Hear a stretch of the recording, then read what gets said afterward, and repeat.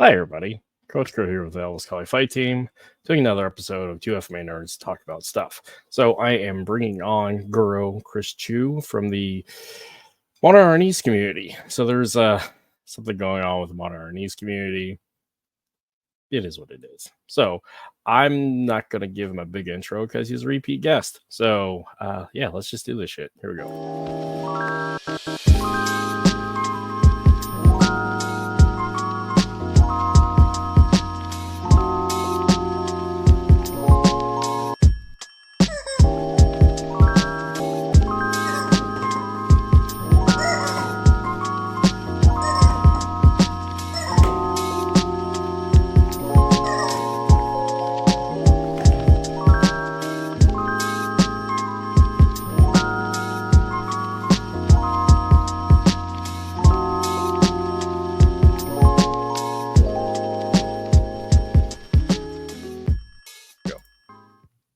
What you got there? Let's go. So, Chris. What's up, brother? Not much. What's going on with you? I'm exhausted. Yeah. It's 3 a.m. Yeah. You know my sleep schedule is almost non-existent because of my work. That's fair. I'll just jump right. I have no idea what's going on. I just full disclosure for anyone watches this. I've been taking a small break from social media because it's toxic and disgusting in so many ways. Yeah. I've been on it for like almost a week now, and I just got on it to share. While the intro was going, I said, you know what? I'm going to put it on my Facebook just to share it real quick.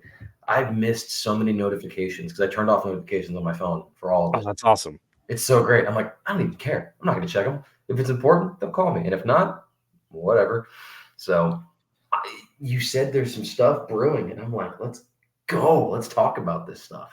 Honestly, and that is very clickbaity of me, I should say. It's just there's been a number of podcasts here recently, to include mine, just featuring Modern Arnis people. Which I mean, it's a good thing because for one, it gives a wide variety of viewpoints on the subject of Modern Arnis as to different stages, different people. And also, for one, it helps propagate the art. It helps spread Filipino martial arts culture, helps spread Filipino culture, and also just helps express some thoughts and ideas. So when I say there's stuff going on, I mean, there's always stuff going on in the community, but the fact is, as long as we're talking about it and having good discourse and discussion, it's all good. What we make of it, it's what we make of it. But yeah, clickbaity. I don't think we were clickbaity enough. The title should be, is Modern Arnis imploding? Well, let's just talk about this. So this is a consistent theme within any martial arts community, and specifically with the Filipino martial arts community, because it's our community, is that there is a generational removal. I mean, we're removed by generations because the old men came to the US, back in the 60s, in the 70s, depending upon who it was, not just like GM Remy, but like GT, Danny and Santo didn't really come to prominence until the mid 60s. So, I mean, and Manong Angel Cabales didn't show up until like 60s, 70s. So one of the first ones, yeah. So the old men didn't show up.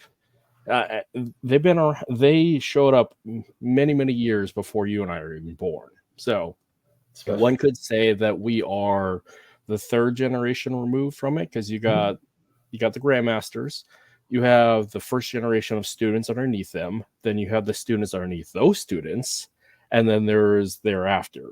Depending upon your age, you could be the second or the third removed. For my case, I came to Modern Arnis by way of a taekwondo school, as many others people did. But I had no idea it was Modern Arnis until it was explained to me later. Now, keep in mind, I don't hold any rank in Modern Arnis, let alone any real... without anything. But I've been around it enough, just like everybody else who's been around in the community. They've been around it. So with that, I don't really have a stake in the game. However, you do. So I guess I do. Yeah. And I think that, let's see. Renee didn't come to the public eye until the 90s.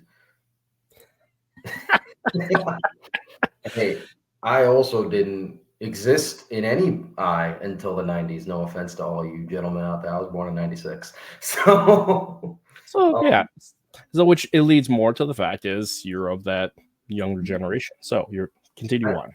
I look at this, and this is where I've had some disagreements with certain individuals because, some people might say things like, you don't hold the reverence or the respect to Remy. And I was like, well, with all due respect to a man that, let's see, this is just a fun little thing. I met Remy, to my knowledge, one time. Mm-hmm. One time did I ever meet the man known as Professor Remy Presas. I was barely, that was me. Like, I don't like, and this is where my dad loves that I say these types of things because I don't hold any, blind reverence to a man I never knew. Yeah. Um, Yeah. and a lot of people have idol worship and hero worship. Now, do I respect what he did? I mean, yeah, I mean, I have, and I respect who he is to my family. I just found this photo recently of my father, Wally J, and Remy Presas at one of Wally's birthday parties. That's awesome. And cool story about this one. Let's see, right here. This was Bruce Lee's wife who was at the birthday party. Yeah. Yeah. So like, I have the respect and reverence for the man in the sense of one as a martial arts practitioner, and he is the creator of my lineage. Mm-hmm. And I have the reverence and respect for someone who was essentially my martial arts grandfather. He was my dad's martial arts father. My Yeah. dad looked at him like a dad in many ways. So Yeah. I have that respect, but I'm also not someone who tries to say things like the art can't change, the art can't evolve, you can't start doing things. I don't believe that the pure modern Arnis ever existed. One, because all the stories I've heard about the man, but two, because I think that takes away from anyone's adding to it. Yeah. Without without our own interpretations, the art dies. We Yes. keep following previous interpretations, hoping that it'll stay the same because it'll just never grow. And I have a funny way to view this, and it shows how interpretations matter.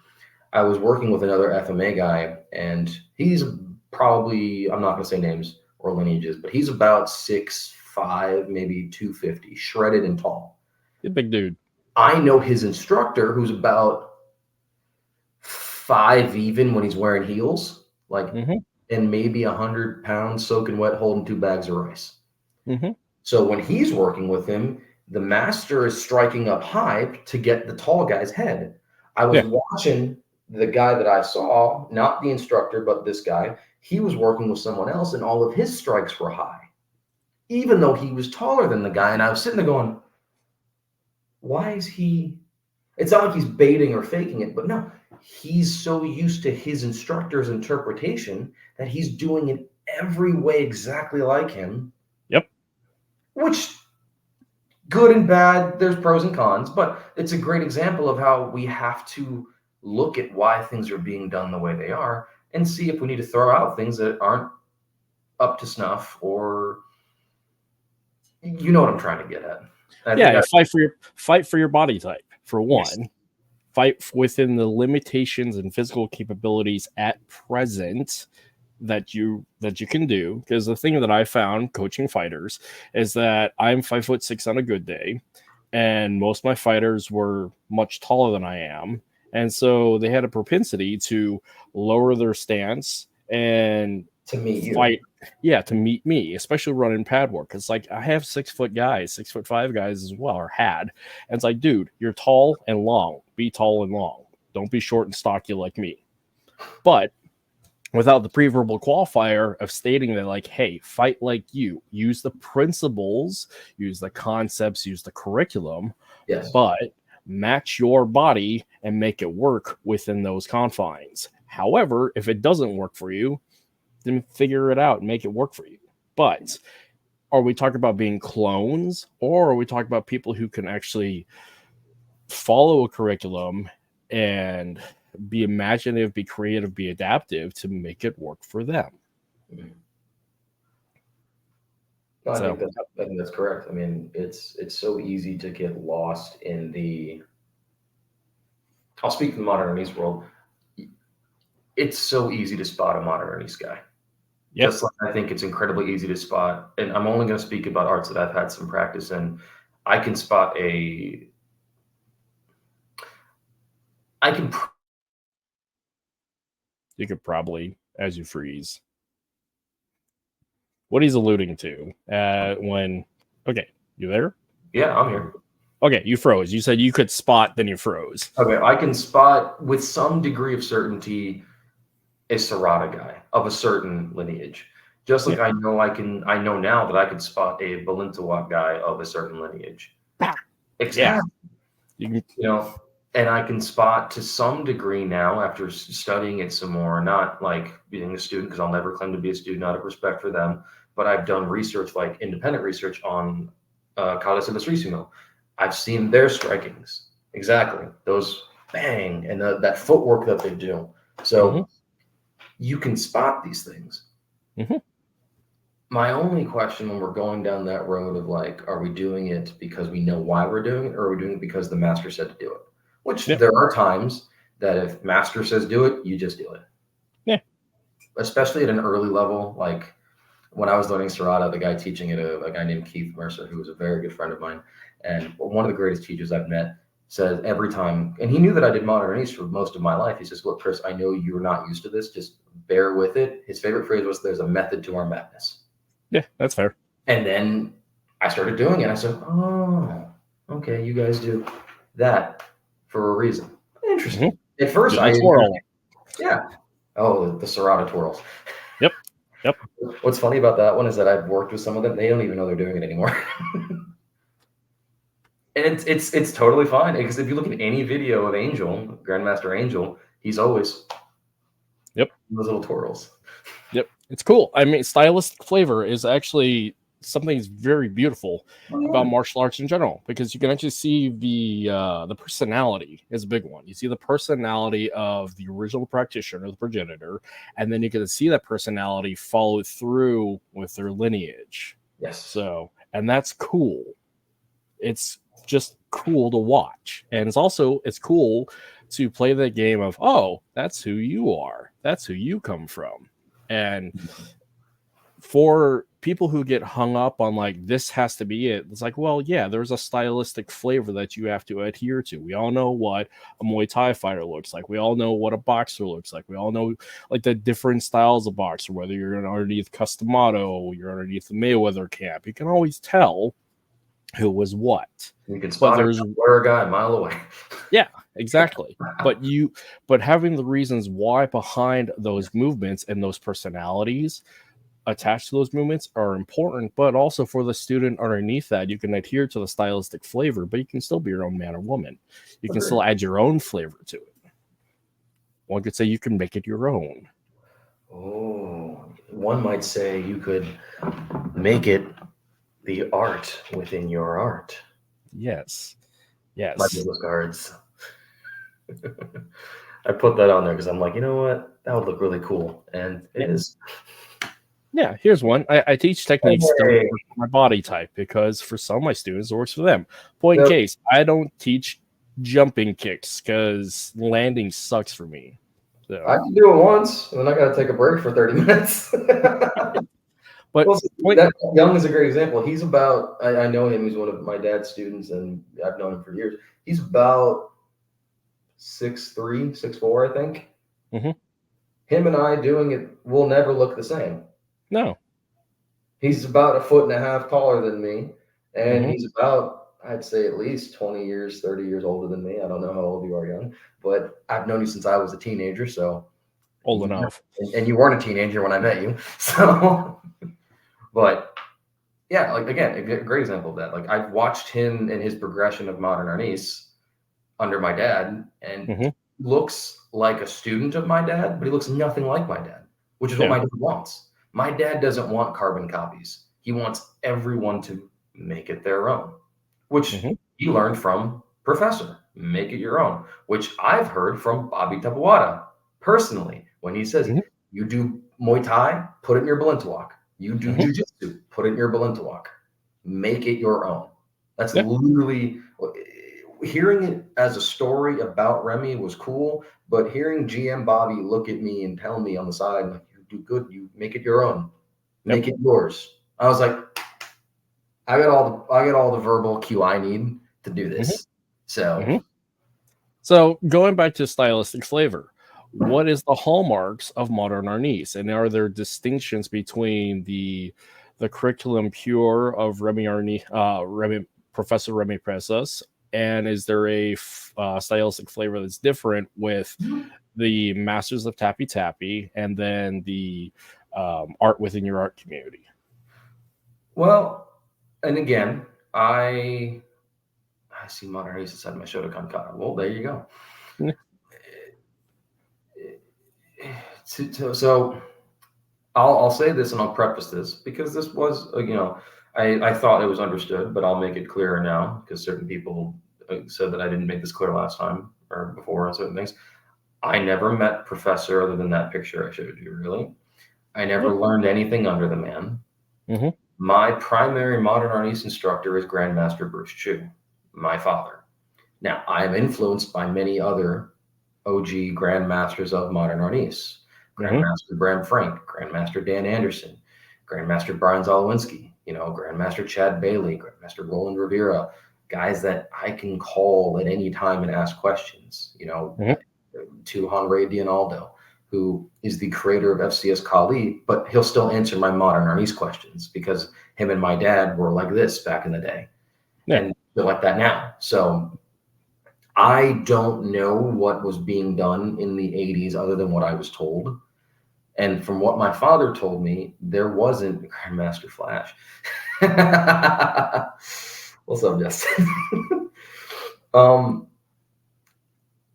In the 80s, my dad said the Tappy Tappy thing was there, but it wasn't the big deal. And actually, another great point about my father's training in the early 80s, my dad only learned left-handed. Professor only taught my father lefty. Okay. In the 90s, Professor didn't show anyone lefty to a degree. He did show people lefty, but he realized that people at seminars for the first time, they're not doing left-handed stuff, especially, the karate guy, Shotokan karate guy for 20 years. You've got him for 4 hours. He's not going to learn left-handed curriculum. No. He's not. So everything right-handed. And then to the next part of the Masters of Tappy Tappy, I don't really understand why that came about in the sense of, what was the difference between Datu and Master of Tappy Tappy? This is where Professor, I think, made things confusing. And I don't think, maybe he wanted to, maybe he didn't. I don't know. I never met the man really, like I said. But when you have multiple titles that all mean something, who's bigger, who's smaller, especially in martial arts back in those days where it was, to my knowledge, very important where your spot was. If you're a Datu, are you then superior than a Master of Tappy Tappy? But if you're a Master of Tappy Tappy, does that make you superior? And then if you're neither, but you're still considered a Grandmaster level practitioner, what does that mean? And then all these other things. So to my knowledge, the Master of Tappy, and I could be completely wrong there, first off, let me just say this. This is the greatest book about Modern Arnis that's out there. Okay.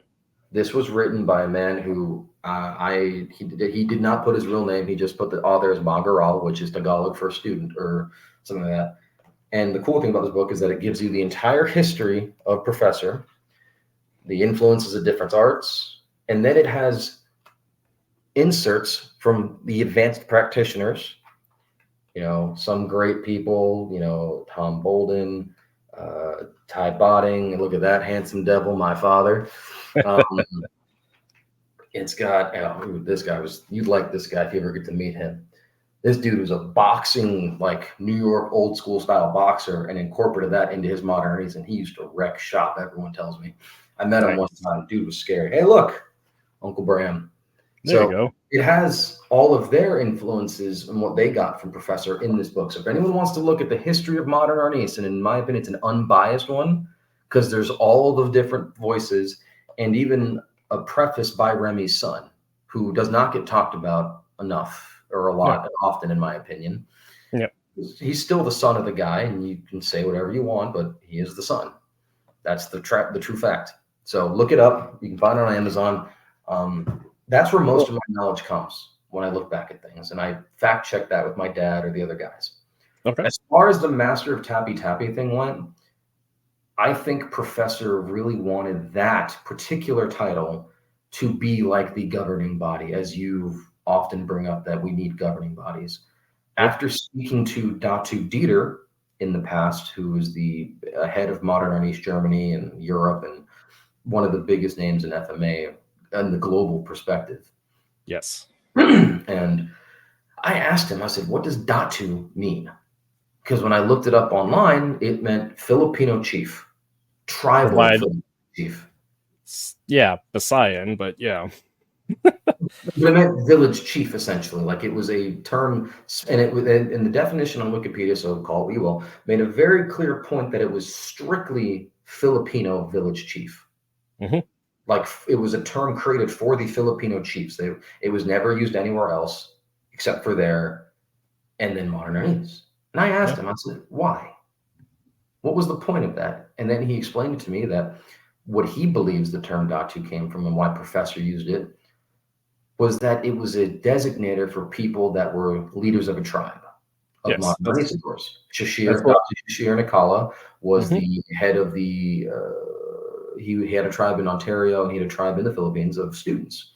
Dr. Kelly Warden has a big tribe and following over on the West Coast. I'm part of that. You are part of his tribe. Datu Dieter, again, literally helped build Modern Arnis Germany. You know, you have those people, I don't remember all the Datus, but you have those guys who are tribal leaders, so to speak, of their tribes. Shishir, Kelly, Dieter, someone, Datu, or Tim. I think there were only 6. I don't remember, but either way, and Tim Hartman leads the tribe of World Modern Arnis Alliance in Buffalo, New York. He is a Datu by tribe. Like it's an accurate description of the man. So that's when I was like, what's the difference between Modern Arnis, Master of Tappy Tappy, and Datu?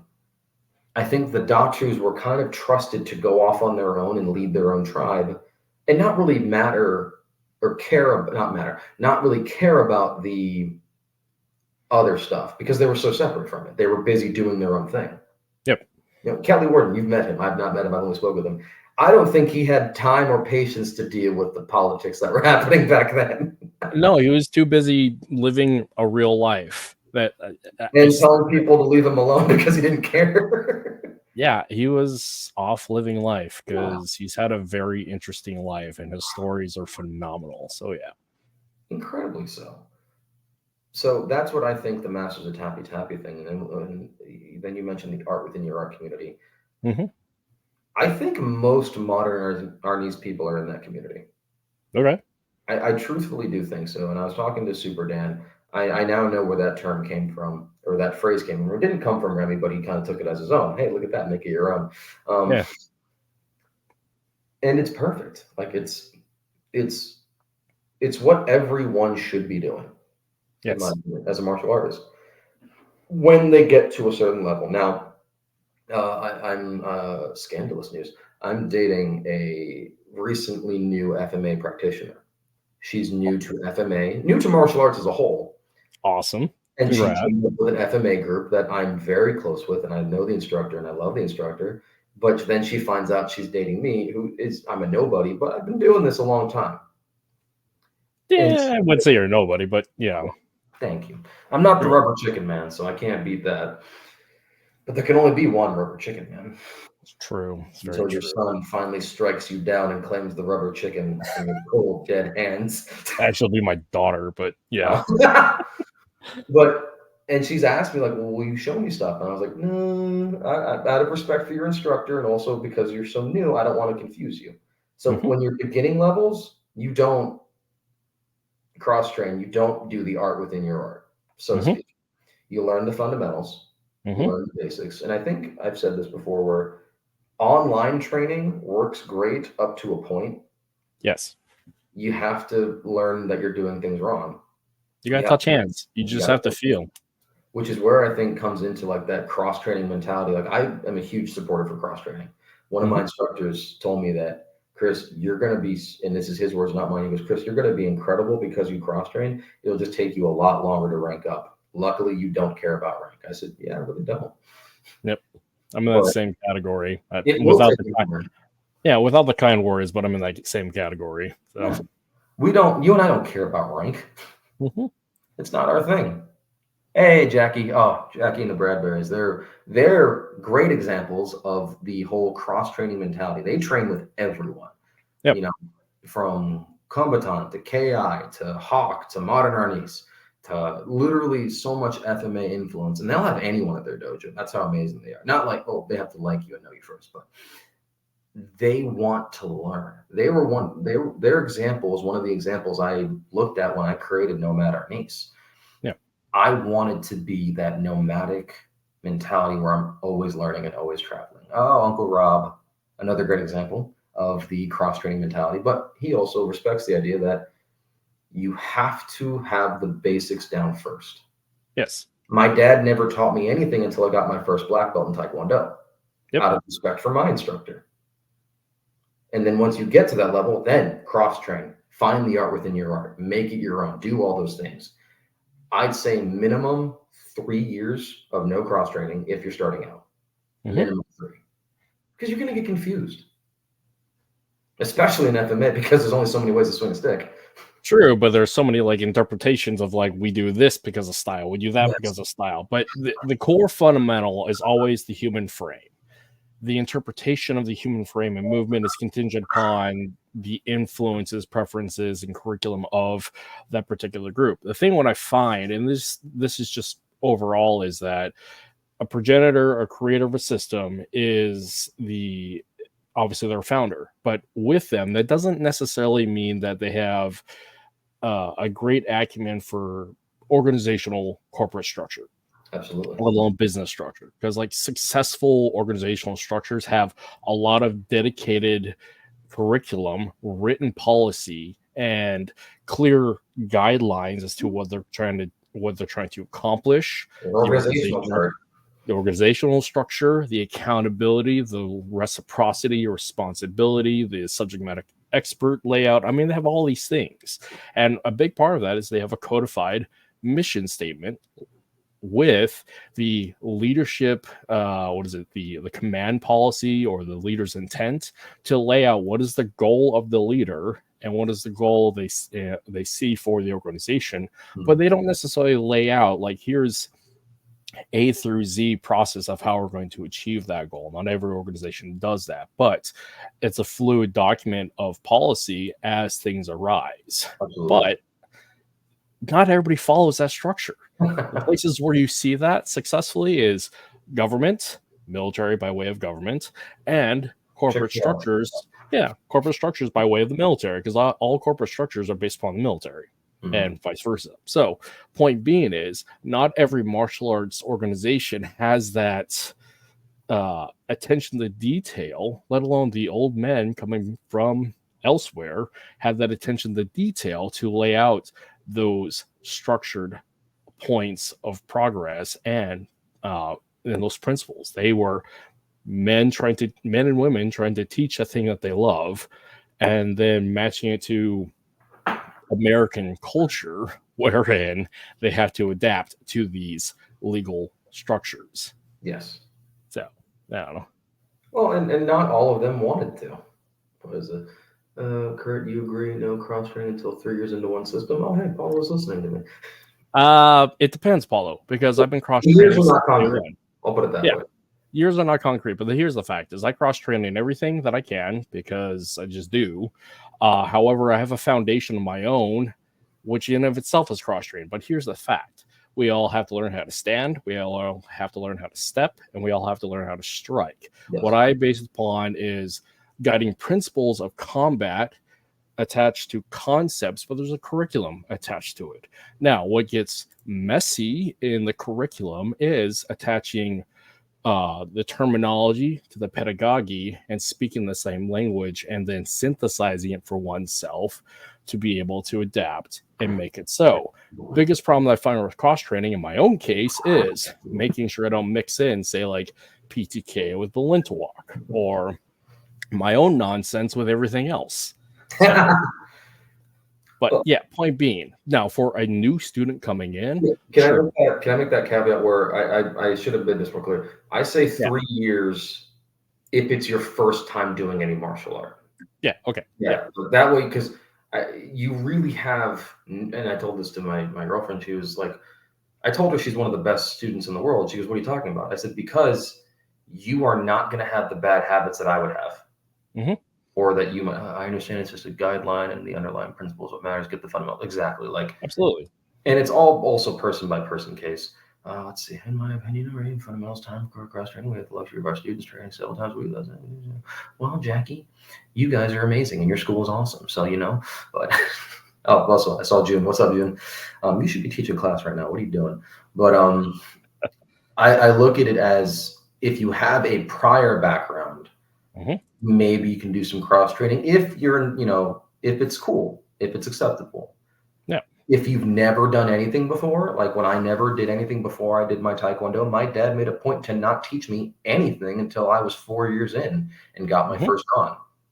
Could I have learned things along the way? Absolutely, I could have.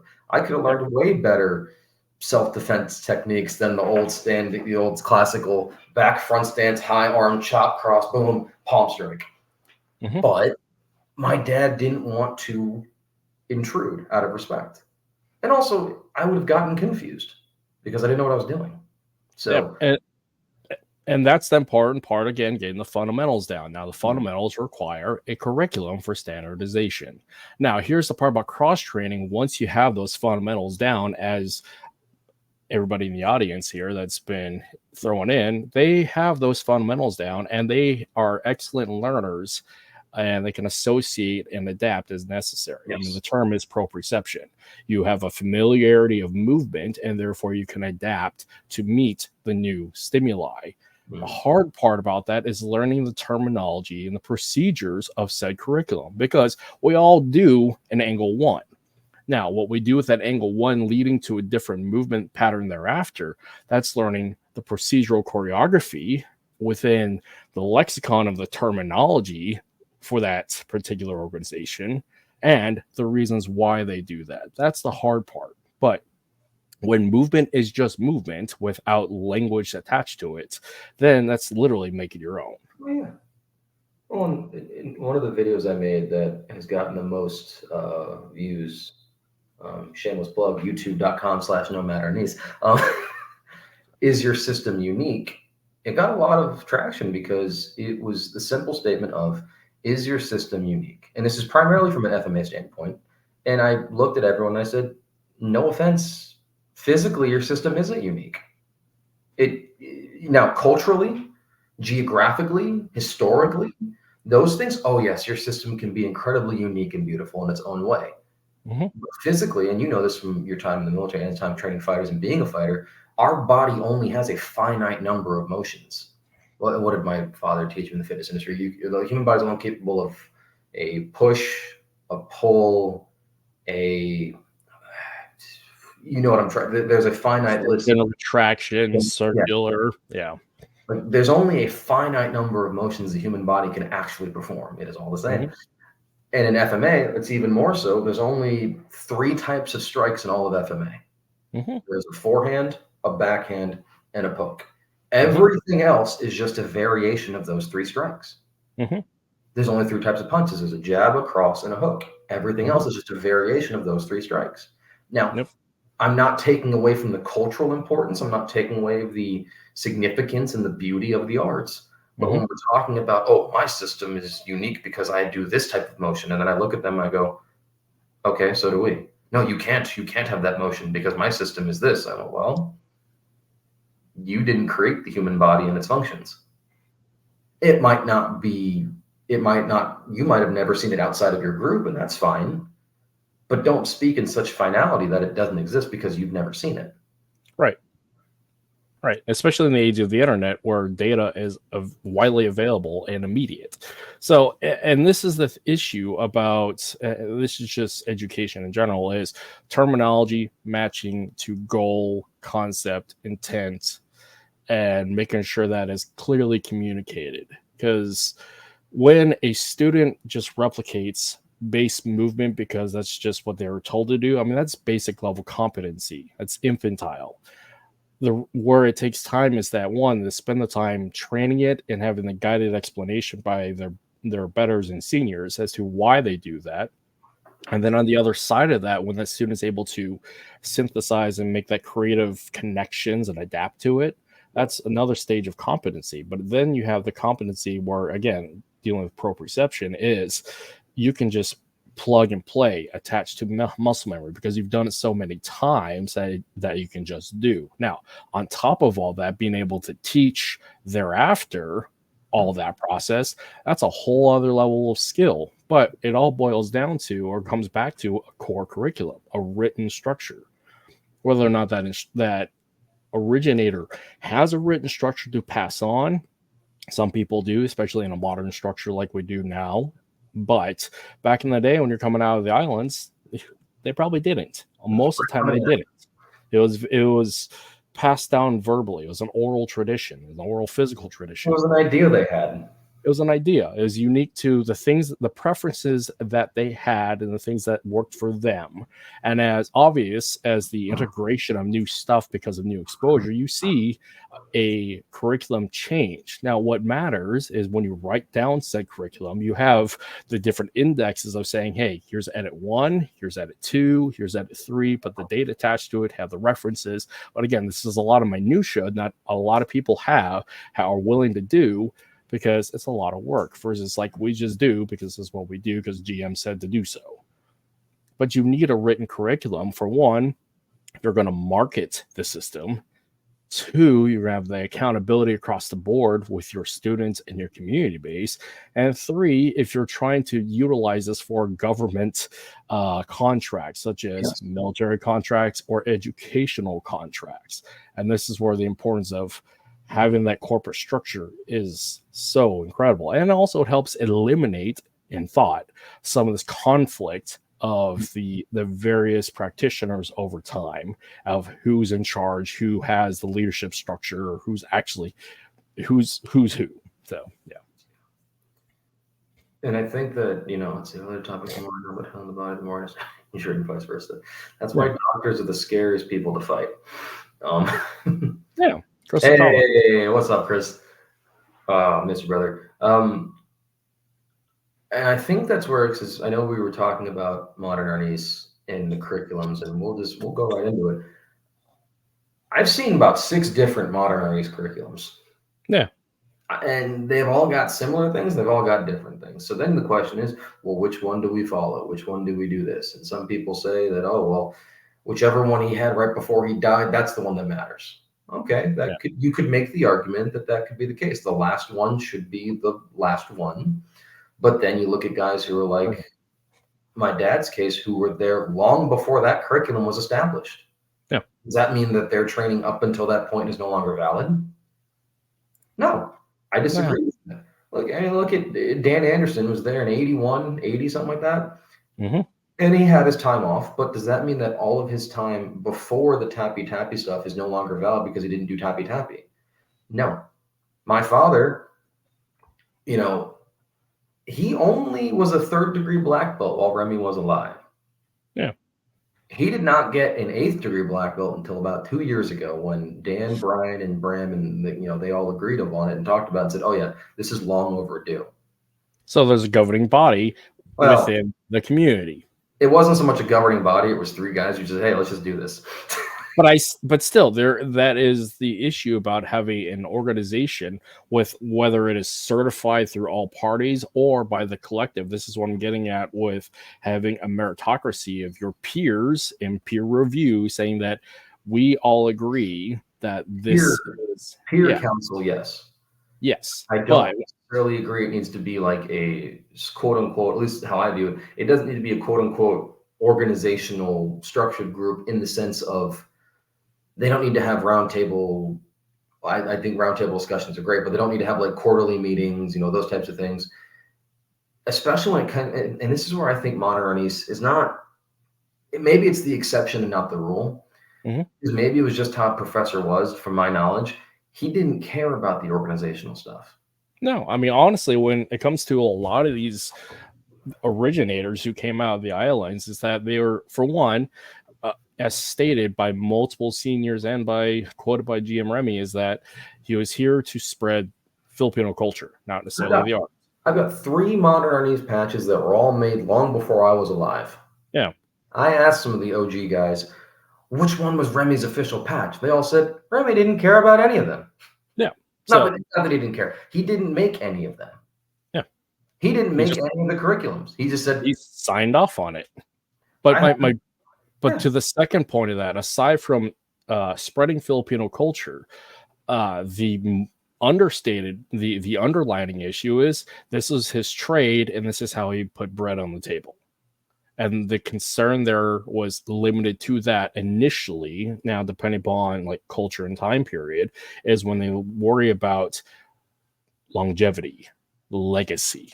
But for a lot of these people that I understand, is that their primary thing is, I want to find a way to feed my family. This is the skill set that I have. I'm not worried about the organization thereafter, because the requisite concern is in the immediate. Yes.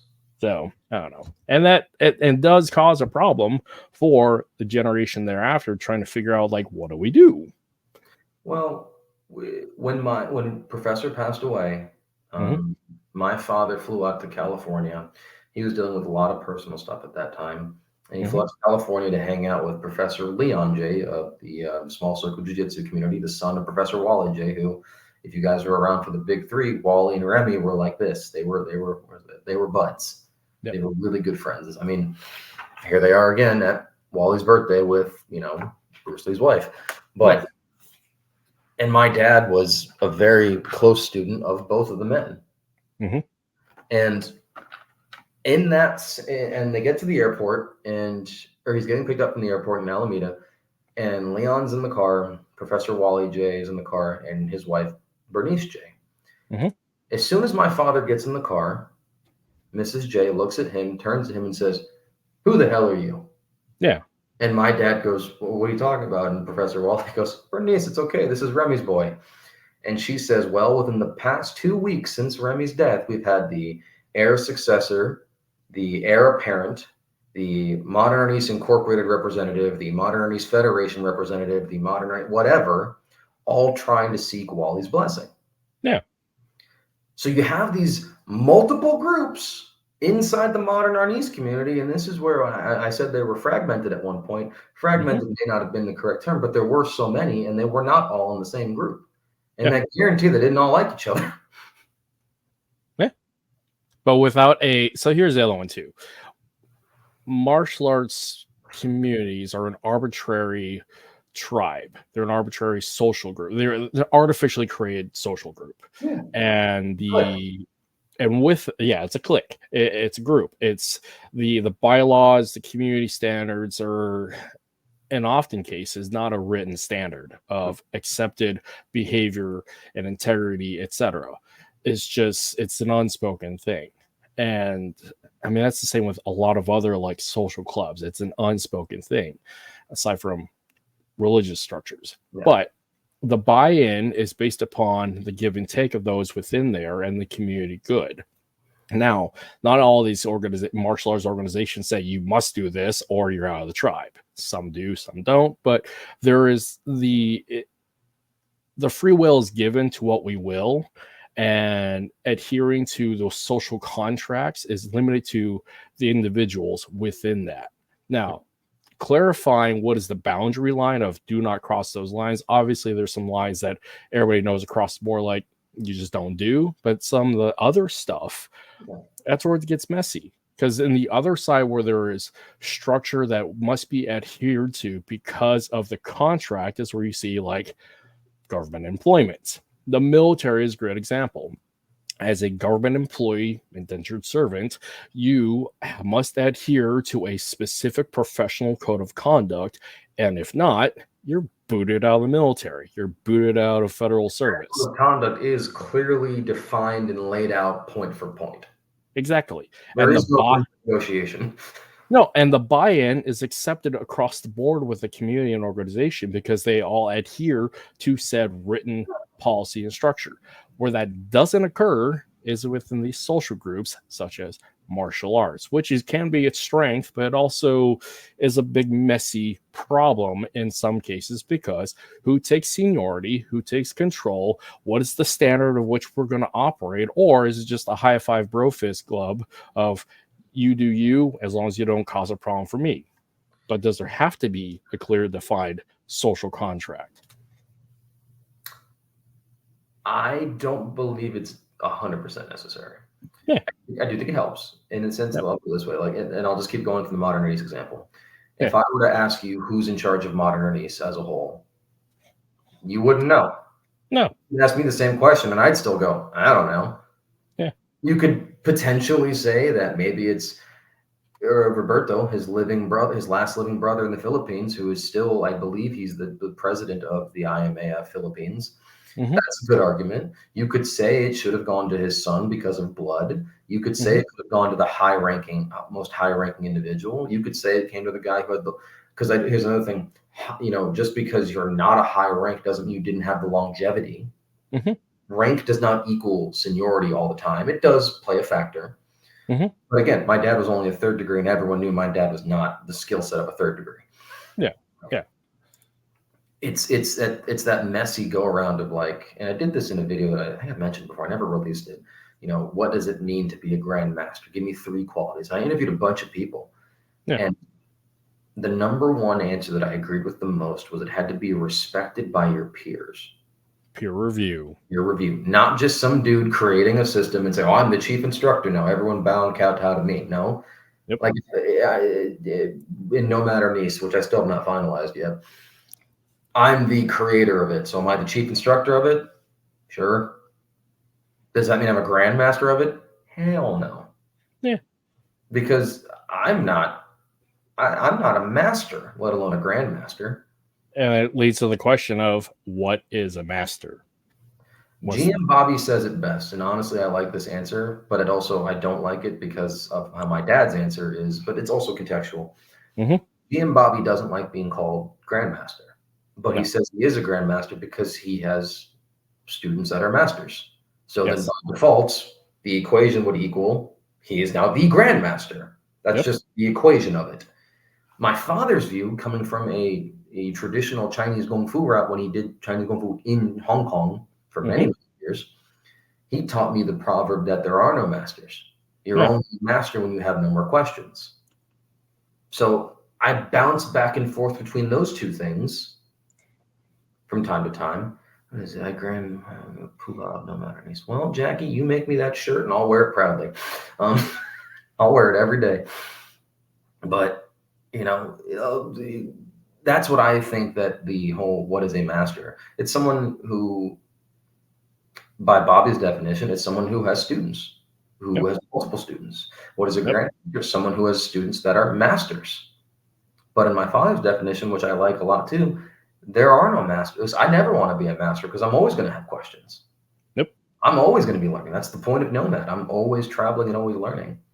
Yep. So, does the thing that go ahead. Sorry. Is the governing body necessary? I do believe it helps, but I also believe that if that governing body is potentially led by toxic individuals, and my mother's a therapist, she taught me all the signs of toxicity. That's why I live one of my videos is your martial arts organization toxic? Got so much likes and views. If it's being led by a toxic individual, then no, the governing body is a terrible idea. Yeah. But that's with anything. But yeah, like any other corporate structure, the community standards, the community culture is laid out and exemplified by the leadership structure. The leader's intent clearly states the tone and policy of which they are going to accept within their subordinates. And it is, like I said, exemplified and codified by the leadership team. So your seniors are the ones who determine what is going to be acceptable therein. Now, obviously, there are some very toxic leadership structures out there, but there's also some very positive ones. So, and that's in anything, just beyond martial arts. It's just anything. It's just corporate leadership in general. And I think it's best that we should be exposing the toxic ones. Because especially as the next generation that you and I are, and the people that are around us in our journeys, I heavily promote the people that I know are good people. I don't care about their skill. Yeah. Now, it just so happens that a lot of them that are really good people usually have pretty good skill in our world. But the toxic one needs to be called out. And one of the things I looked at in the video I made, not to keep throwing it back to my own stuff because I don't want to be that kind of guy, but just for the sake of one of the things I said to look for if you're thinking that you're in a toxic group or you're looking to groups to join, if the instructor is someone who refuses to hear any outside opinion, if the instructor's main focus is I, then you're in a toxic group. If your instructor's main focus is how cool they are, how big they are, what titles they've got, what this, what that, then in my opinion, you're in a toxic group.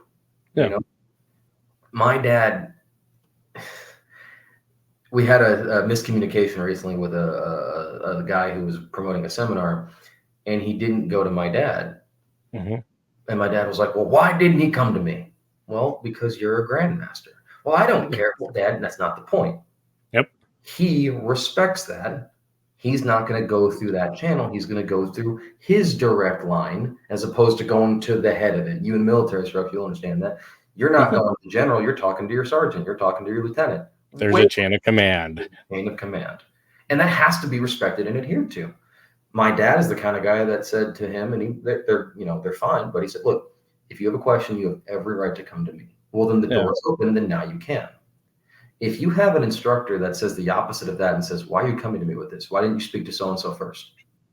You're probably in a bad spot because that guy takes himself a little too seriously. We need to find those instructors. Grandmaster Brian Zielinski is a great example for me. He has told me, and I quote, Chris, you call me or text me if you ever need anything. And this guy is a modern Arnis Grandmaster, 10th Dan, was one of the youngest guys to ever start in Modern Arnis and stick with it throughout the time until Remy's passing, and still does it now, promotes the legacy camp, all those things. Grandmaster Bram Frank, who was in Blade magazine, one of the biggest names in the knife community, all those things, a knighted individual, like a legitimate knight in ways. He says, I've stayed at his house. He's let me talk to him and ask him questions. Super Dan Anderson. When you guys got done, him and I were on the phone for 30 minutes just talking about nonsense and martial arts. Like, these are the guys that I choose to follow because they're good people. They're not egotistical. Well, we're martial arts. We're a little egotistical. But they're not toxic egos. Which, in our own community of FMA, I say this all the time, we're too small of a pond to be fighting amongst ourselves. And yet, we're still fighting amongst ourselves. Yeah, and like Paulo made a great point yesterday when he was talking to Super Dan, is that what a Filipino type thing to do is that we're all brothers and sisters in a way. That's squabble around the dinner table. But as soon as somebody talks shit about the family, we all rally together and come after you. Yeah. So I mean that's very typical. You put a PTK guy in a room with a Balenciaga KI guy, a Modern Arnis guy, and we're all going to fight. But as soon as someone says, that stuff's stupid, it wouldn't work on the ground, we're all like, really? Yeah, so like when the Krav Maga guy shows up. So yeah. We do real weapon defense. All right, Skippy, let's go then. Yeah. PTK guy, you want first? Who wants up? So we'll shake for it. We'll roll dice for it. Who wants in? Yep. And this is, Royce is talking to us on Instagram, but it's the issue about the crab pot mentality. And it's not just specific to martial art, the crab pot mentality. Okay. Where the collective are more likely to pull you down because they're trying to survive, and how dare you get out of the pot and survive and do better. And that's typical amongst many other communities, but it is a limiting factor for growth. And a lot of it can be jealousy, a lot of it's ego, a lot of it's cultural, because they know no better. And those who escape that toxic community, they don't often come back, because why would you want to come back to a community that pulled you down? I mean, military structure wise, A lot of the mid-grade leaders, so that's your E6s, the E7s, your O3s, the O5, so you're like your lieutenants to captains. So basically, captains leading to major, or your staff sergeant to sergeant first class. A lot of those people get out because they don't want to deal with the bullshit because they're in a lot of ways middle management, and because they've been in it long enough with enough leadership. With enough leadership authority that they can make change, but they find out that like they really can't make change, so they get out. So the people who stay in can be fairly toxic, and those who are newly in don't have any real power. So you run this issue of those who escape the toxicity don't want to come back, and those who do try to come back to change it, they're met with such resistance from the whole that it's like trying to push a rock up a hill. I mean, it's the trials of Tantalus. It's just, it seems insurmountable, and this is where you find a lot of people just branch off and do their own thing because it's that difficult. And it's a hard thing. It's a very human thing, but it's a hard thing. Oh, absolutely. And but it is possible. And the fact is, I look at the area of effect is within those whom we can affect, our little pawn, our little tribe, of which we have direct influence on. But then again, you can't force your influence on people who are unwilling. We surrender our free will to whom and what we will. Mm-hmm. So, I don't know. It's that weird. I mean, look at, if you Wikipedia Modern Arnis, just to keep it in a realm that I can speak on a little bit. You look at, I think when you Wikipedia, you see how many different groups of Modern Arnis are listed even just on the Wikipedia page. That's not even a quarter of them.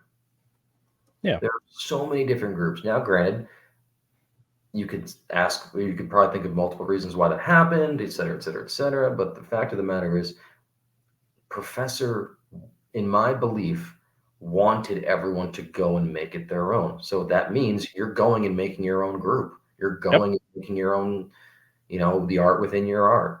Do I think Remy wanted a governing body? I think he, in some ways, did, yes. And that's why the Masters of Tappy Tappy were a thing. I think that's why there were, I haven't looked at his will in a long time. Grandmaster Dan put it in one of his books, and he listed the martial arts piece of it where there's many names listed, my father being one of them. Mm-hmm. But you have all those names, they weren't going to get along. No. And then you look at, well, do we get along just because the old man would have wanted it? Well, the old man's not here anymore, and I really don't like you. Completely valid. Mm-hmm. Organizations are weird. I mean, my dad never wanted one. He never wanted an organization. He just wanted to keep training. But then his dear friend, God rest his soul, Jack Hogan, was talking to him, Bruce, you need an organization. So hence the name, Arnis International. Yeah. Not a difference in style. The style has not changed. It's still Modern Arnis. It's just my father's interpretation of Modern Arnis, which some people would say, well, that's not pure Modern Arnis. That's not authentic Modern Arnis. Well, he learned it from the old man. And the old man said, keep doing it and add to what you know. My dad was a cop. So he's going to add that to what he does. To hell if it's not pure. To my father, it is pure. I mean, it's pure of what he knows and what he can do and what he passes on. Again, this is the issue without a codified curriculum that's accepted across the board by majority, it's left up to interpretation. I mean, we have whole theological conflicts within America about for one, the Declaration of Independence. If you're of a specific religious sect, there's the interpretations of a certain religious text. I mean, it's all subjective based upon the masses. I'll say it simply. I mean, and I've worked in youth ministry. I'm a very devout believer of Jesus. I believe in Jesus, all that. And I once got into an argument with a Christian because I told him, I was like, look, I'm non-denominational. Well, how can you be non-denominational? I said, because first off, Baptist, Methodist, Presbyterian, Catholic, all these different tribes never existed when Jesus was around. And people were like, well, but, and I said, well, They don't like that I can quote scripture at them because I am a believer. I love Jesus. And I say, well, the Bible simply says Jesus is the way, the truth, and the life. No one comes to the Father except through me. That's it. That's all you need. Mm-hmm. But in the case of, and I know we're not going to religious talk right now, but in the case, in the correlation of examples, that was a clearly written thing in a scripture. Now people can say it was misinterpreted. People could say it was taken out. We're just going to pretend that right now. We're just going to go say this was written this way for a reason. And it was designed to be incredibly simple. And we're still fighting amongst ourselves thousands of years later about it. Or the right to bear arms, the right to free speech, the right to representation. Yeah, the list goes on. It is the interpretation is so long as people misunderstand words and also the process and lens of the lens of privilege and whatnot to view what they want, because we all perceive the world the way that we want to perceive it. So who's to say that our interpretation does not match? Now, here's an interesting thing that I am curious about. One, is it possible to run a school without being part of an organization? And then two, is it possible to be part of an organization and not have a school? Because this is a thing that it keeps coming up with all martial arts, but Modern Arnis is a great example since we're on the subject. Answer yes to both questions. You can absolutely run a school and not be part of an organization. Yeah. You can absolutely be a part of an organization and not run a school. You know, in the sense of, my father has not had a home dojo in like 30 years. No, because he worked at a dojo. He himself has never had a personal dojo. He's worked in martial arts schools. His buddies were owners and they let him teach there. He himself has never had a brick and mortar school. I've taught in parks. I've taught in warehouses. I've taught in snow. But I'm still under the umbrella of Arnis International. There it is. So, yes, you can absolutely have a school and not be part of an organization. Because, I mean, my father had his group of people that he was training. He had the Arnis International organization, but he was never part of the IMAF in that regard. He was never part of MARPIO. He was never part of the IMAF JKMFD. He was never part of the BLTs or the BMWs or whatever those acronyms are in martial arts. He wasn't a part of them. So he clearly did fine. And he has a legacy and a lineage behind it. Because there has been a statement saying that there has to be a physical headquarters for people to show up. I disagree.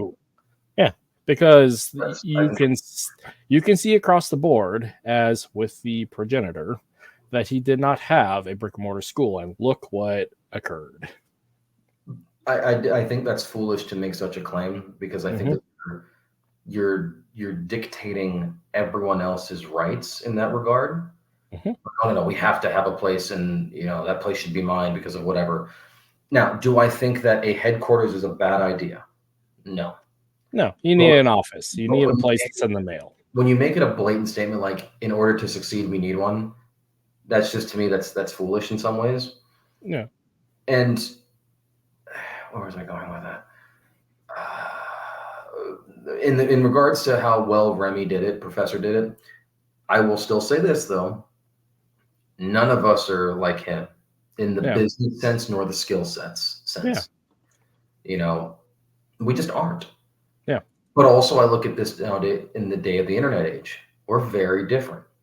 We don't need home dojos to teach anymore. We don't need classrooms to teach anymore. We have YouTube. We have Vimeo. We have all these other sites that you can film and teach stuff on. You don't need a school anymore, a physical brick and mortar school. Not saying that's bad to have them. Okay, if any of my Balloon friends are watching, does Grandmaster Bobby Tabata have a home dojo?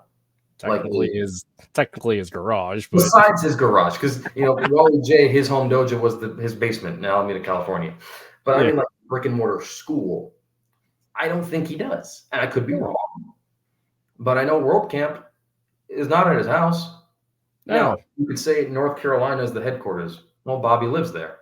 And he's 75. He doesn't need to pick a headquarters in Montana and travel there once a year. It's his organization. He So, can do it if he wants it in Florida. By all means, I'll come by all the time. But you can choose where you want things to be, But to say that it needs it, I think it's not true. It doesn't need it. And because the argument is, for one, you need a place to send the mail to. You need a place for people to refer to. You need to have that physical. Because here's the other one too. You need a POI. Yeah, you need a POI. The other one too is from a martial arts standpoint. It goes through this interesting cycle of I'm a student. I want to be I'm a student. I want to be a practitioner. I want to be a teacher. I want to be part of an organization that has accreditation. I want to have a school. And then eventually I want to be the guy in the backyard because the school and the business structure sucks. So the pinnacle of having a physical school is that check mark of accreditation, I guess. That check mark of like, hey, I did this because and threw myself out there. Not saying that you must, but what it seems from the American approach is that we like progress, we like having these benchmarks, and we like being able to say, hey, I did this, therefore I can speak to it. So the question of having a physical school, is it important? It is important to some and to a point, but is it overall important for the wide majority of the legacy of a martial art?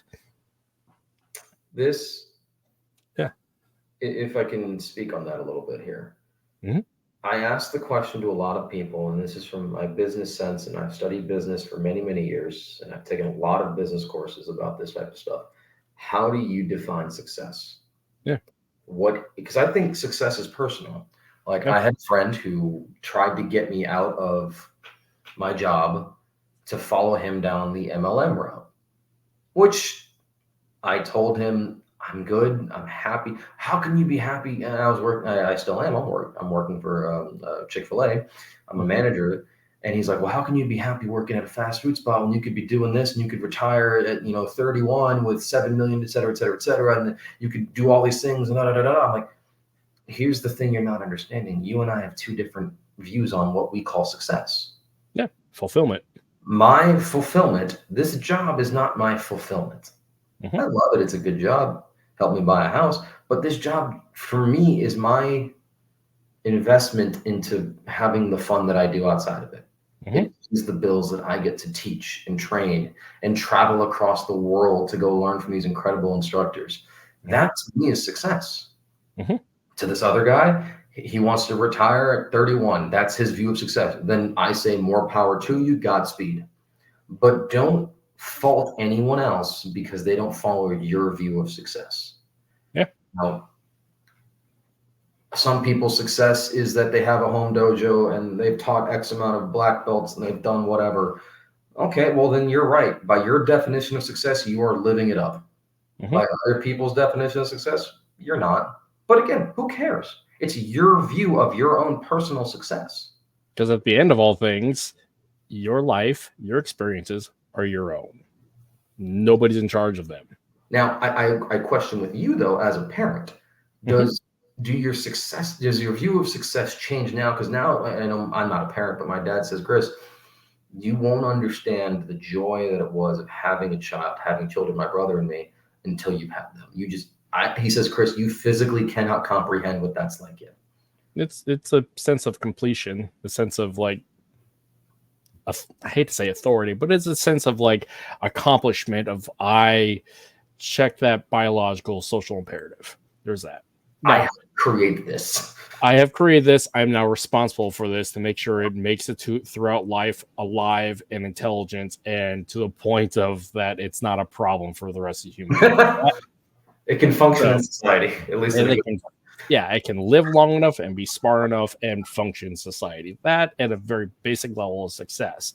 Whether or not they do the stuff that I require them to do it, that pigeonholes them into what I view. That's the whole like living vicariously through my children. It's that social conditioning and valuation, conditional love thing, because that's been my upbringing, where I was me and the rest of my siblings were, you will be this. We were soldiers, we were warriors, we're this, that, and the other. How dare you be anything else? What if I wanted to be a dancer? What if I wanted to be an artist? What if I wanted to be an underwater basket weaver? I mean, it's mine, not yours. So why limit me? Do that in Alaska, brother. Yeah, I mean, it's kind of cool, but still. Yeah, but it's also like that's your journey, that's your success. Mm-hmm. And quick disclaimer: not having children does not mean you're not successful. You know, some people don't want them. In which case, if you never have them, then clearly you're successful in your view. Yeah, you know, but to discredit other people because they don't adhere to your view of your success is kind of an a-hole thing to do. It is. It's very limiting. It's very projecting. You're projecting on other people a certain, I hate to say it. No, I'm just going to say it is. You're projecting insecurities, what it is. Absolutely it is. You're projecting your ego. And comparative valuation, comparing your success to other people is a recipe for unhappiness. It just is. And again, your journey's your own. Why would you allow somebody to dictate that path? Because what that is not free will. What that is not is free agency. What that is not is adherent to your own individual sovereignty. And this is that tricky thing that we find within martial arts is the whole daddy issues attached to martial arts. Your martial arts daddy is not your physical daddy. Just call it, unless they are, like in your case. Yeah. In case they are. But point being is it's artificial is what it is. And Paulo brings this up all the time, but it's true, is that in an artificial parent-child dynamic, or as a student and instructor dynamic, is when the student hits a certain point and there's an ego social problem there, is that that student becomes a potential business threat to the instructor, or a threat to their little kingdom of control based upon their knowledge. And therefore they start to sabotage that student and the potentiality for success, instead of like giving them, you don't even need to give them the permission, because again, it's this whole issue about subservience versus agency, is that it should be already stated that I only can adhere to teaching you or being part of you for so long. At some point I'm going to go away and make this my own. It happens, but because of ego, cult of personality, attachment issues, that occurs because we're all trying to find validation. We're all trying to find respect. We're all trying to find love in some means attached to all those things. And what we find within the martial arts, again, is the dynamic of the martial arts daddy and finding acceptance of them. And thereby association to them means that we're awesome by that association, when you should be your own man. Again, quoting Dune, as I quote Frank Herbert all the fucking time, kill the boy, become the man. You have to come out of your father's shadow. Why have we not talked about Dune 1 and Dune 2 yet? Oh, I have thoughts. I love Dune 2, but I also have thoughts. So that was my first exposure to Dune. My buddies got me on the book, but let's say you'll never find happiness when you chase that for someone else. You're damn right, Uncle Rob. Yeah. But again, it's that issue of, and even just the same, like our own personal beliefs here, as we're talking, these are our own personal beliefs. The beautiful thing about being an American is the fact we have the right to say what we want to say and believe what we want to believe. It does not mean that we're free from the consequence from that, but the fact being is we can share that knowledge out. Whatever anybody takes into our sense of knowledge, our experience, and just what we're saying, that's up to them. They can completely disregard it. They can agree, they can disagree, they can do whatever the fuck they want to do with it. That's fine. It's just, I've shared this piece. It's no longer mine at that point. Well, someone told me recently when I was talking about the situation, the martial arts drama and everything like that, and they're like, well, Chris, like, aren't you worried about offending them? I'm like, no, because I don't really care. Not that I don't care about the consequences, and I'm willing to accept that, but it's a sense of like, who's that? That senator said this. He had the eye patch. Has the eye patch. Veteran. Oh yeah. Whatever his name was. He said we should all try hard not to offend. We should try harder not to be offended. Yep. And I go, dang. Talk about Dan. Yeah, Dan Crenshaw. Yeah. Yep. If everyone lived that way, we're like, I'm going to try my best not to offend you, and that's understood. Then you can know, well, if he's trying really hard not to offend me and I end up offended, he did try. Not saying it excuses all bad behavior, because it doesn't. Everything has its point. But like, if we understand that reality of like, I'm trying not to offend people, but I'm also not going to lie, and I'm not going to BS. I'm not going to do that. Yeah. And when I'm asked a question, I'm going to give you an answer. Now, I was told when I was younger in the instructor days that I tended to talk like my father, which you adopt mannerisms of those who you're around. And that was not the correct way sometimes, even though I was correct, because my father was usually correct in these situations. And I used his logic and I found the correct answer. One of my other mentors in the martial arts world, who was another son of a grandmaster, explained to me, he goes, yeah, Chris, your dad might be right in this case, so you might be right in this case, but you can't tell the guy who outranks you that he's an idiot. The tone, you may be right, but you're wrong. Exactly. Right? Yes. You can't just tell the guy that is your senior that he's wrong in this regard, because you have to give him that respect. You can verbalize your opinion if he asks you, but you can't just tell him to shut up. You're talking about tone and tact and delivery. And this is, again... And I was a younger man. Yeah, and it comes with age. And this is the thing about organizational structure, not organizational structure, but like just martial arts in general. Martial artists age and mature, and if we don't adapt to the social necessity, we're stuck in a bygone era and we're surpassed and left behind. And this is actually what I find with the legacy of the old men is there's a certain group that, I hate to use the buzzword gatekeeper, but there's a certain group of the original students of them that want to hold on to the essence, the power, the connection to the old men, because they touched hands and spent so much time, and they find that value in that attachment, which I respect in a lot of ways. Absolutely. But it does not mean you're the absolute authority of all things, because authority is given. So it's the government versus the people. The only reason the government works is because people respect the government. Yeah. If everyone decided tomorrow that, you know what, if the whole country decided tomorrow to stop paying taxes, there's nothing the government can do about it. Yeah. In reality, like, there's nothing they can do. It's the threat of violence that keeps the society polite and adhering to a legal structure. And without the threat of reciprocity, we're free to do whatever the fuck that we want. And this is actually the issue, back to the whole topic at hand with martial arts structure overall, is what is the fear of reciprocity if we venture outside of the shadow of the progenitor and the collective social accepted structure of behavior, protocol, and whatnot. The simple answer is you get booted out of the tribe. Well, and I know I can speak for me in this regard, where I know I've had to toe the line in certain conversations with certain individuals because of fear of reciprocity, but also in the fear of like, well, I'm new with this, I'm a younger instructor, I don't want to damage my brand too soon type mentality, because especially on the internet, once it's on there, it lasts forever. So 50 corrections officer control 1,500 minutes because the inmates let them. To a degree. I see where he's going with that, but you know, I've had to toe certain lines out of respect because, you know, I've never once tried to claim anything like, oh, I'm Bruce Chiu's son, I'm Grandmaster Bruce Chiu. I've never done that because I think that's stupid.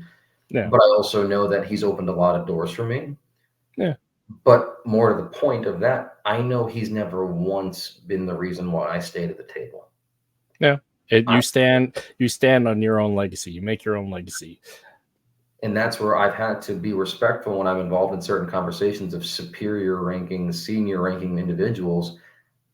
I don't say certain things out of respect for them or fear of damaging my brand, even though I know they're being really foolish and their logic is completely unfounded, but they're the guy, so I can't call them out on it, right? That's the mentality. But part of me, as I get older, you know, I'm almost 30, not, you know, I'm still young, but I'm looking at it as, what's the worst they can do? They don't. Not much. They don't control my life. No, because at the end of all things, it's your life, your journey, your path.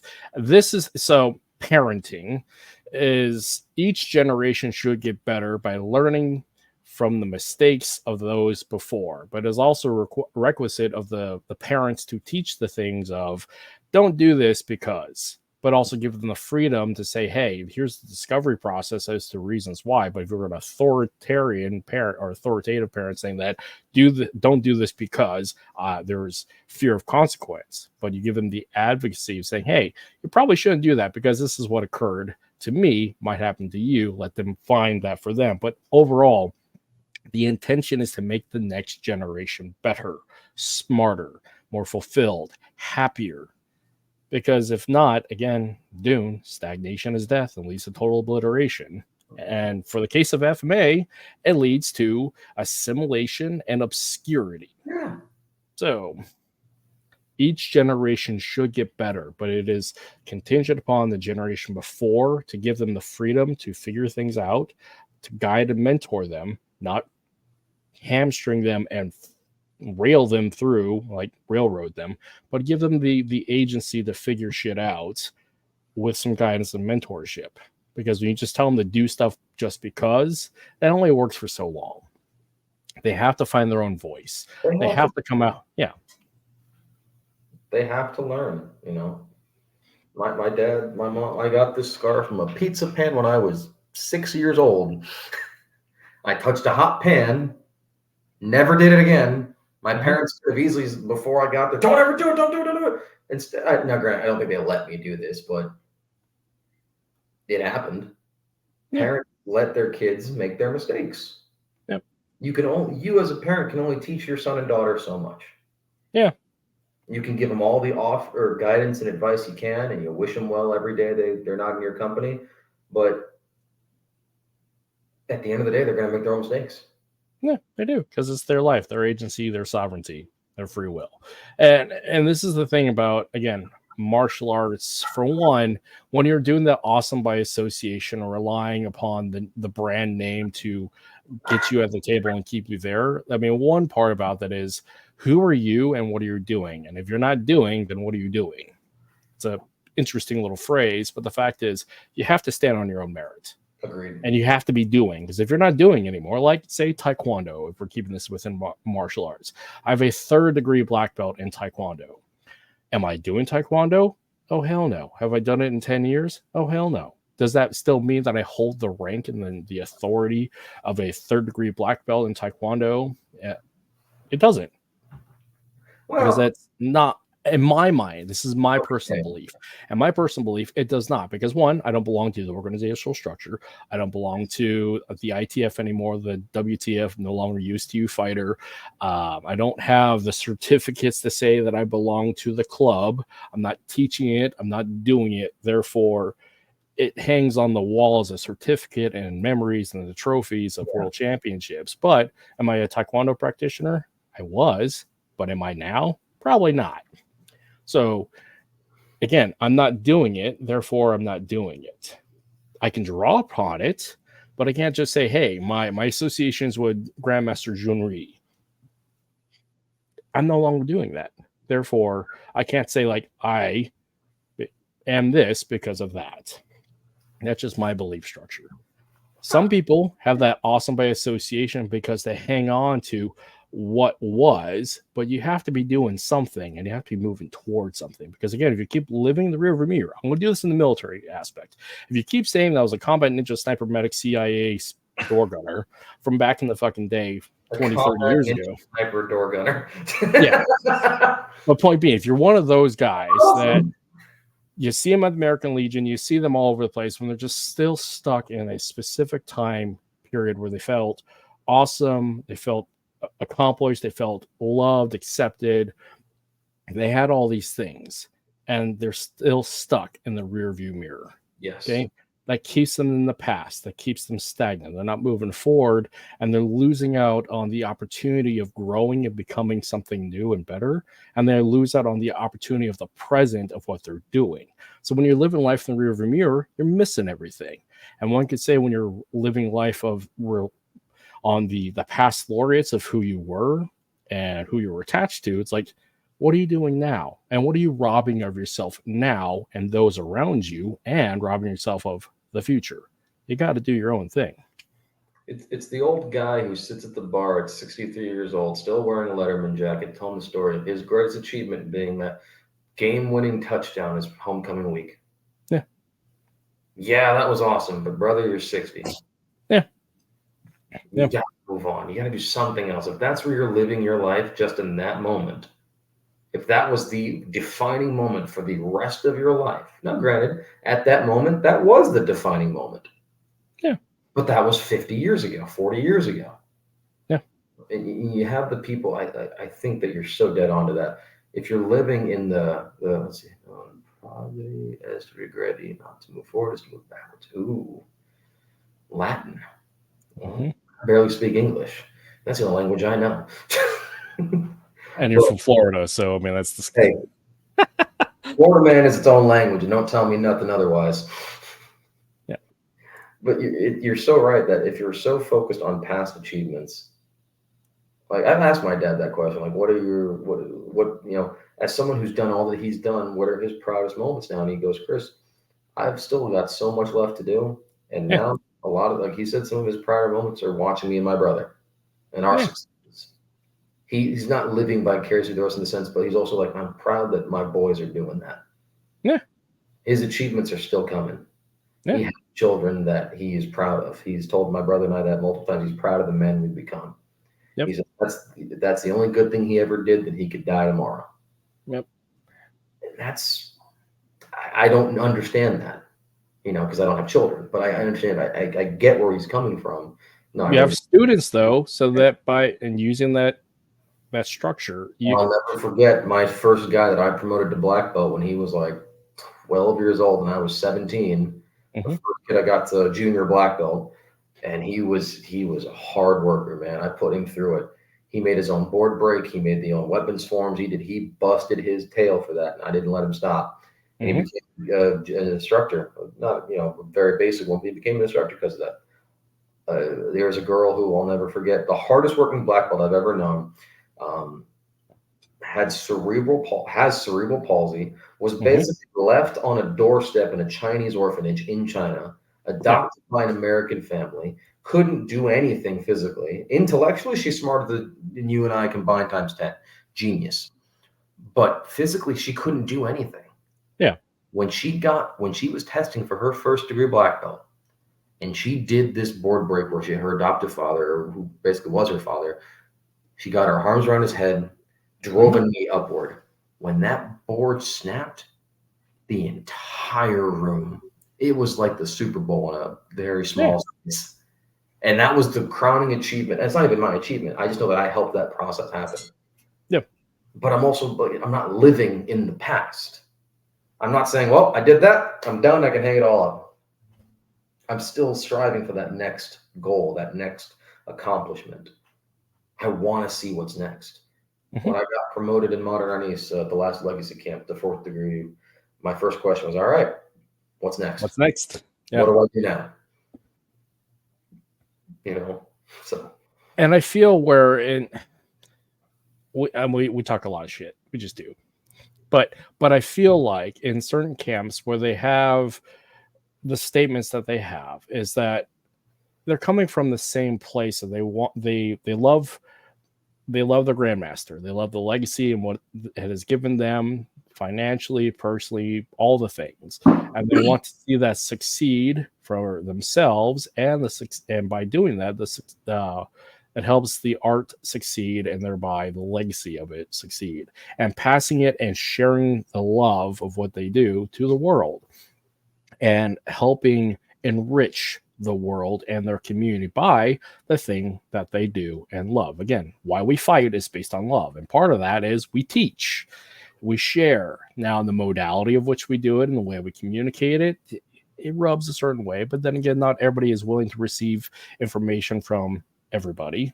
Because even for my own, people don't like the way that I talk and the way that I present myself, such as that. But again, I'm saying the same thing a lot of other people are saying. It's up to the person who is receiving it to determine whether it's valuable to them, because they can go talk to somebody else and they'll probably say the same thing I'm saying if it's of the same type.